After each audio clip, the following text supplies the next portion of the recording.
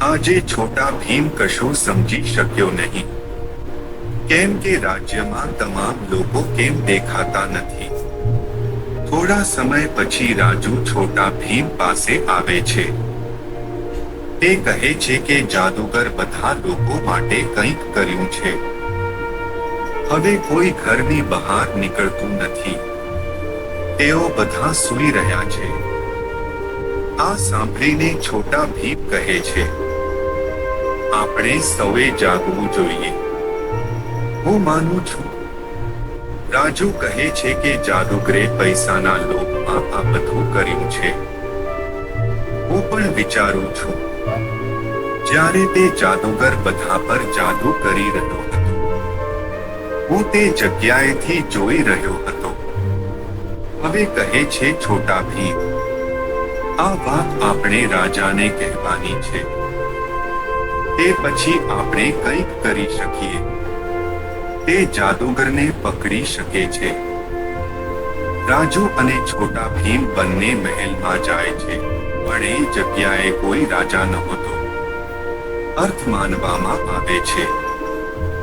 તે જાદુગર પણ અહીં આવ્યો હતો.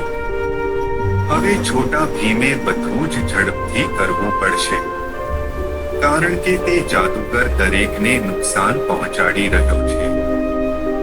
થોડા સમય પછી બંને જાદુગરને શોધે છે. હવે તેઓ જાદુગરને શોધી કાઢે છે. તે તેની ગુફામાં હતો અને રાજા પણ ત્યાં હતો. તમે તેમને છોડી દો. જો આવું ન થાય તો તમને સજા થઈ શકે છે. છોટા ભીમ જાદુગરને વાતચીતમાં વ્યસ્ત કરી રહ્યો હતો. બીજી તરફ રાજુ રાજાને ગુફામાંથી બહાર કાઢે છે. છોટા ભીમ નજરે પડે છે. અહીં ઘણું સોનું રાખવામાં આવ્યું છે. આ સોનું જાદુગર ચોરી ગયો હતો.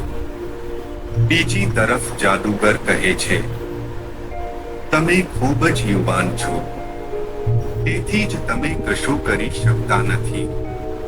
પરંતુ છોટા ભીમે જાદુગરને પાઠ ભણાવ્યો હતો. તે પછી બધા હોશમાં આવી ગયા.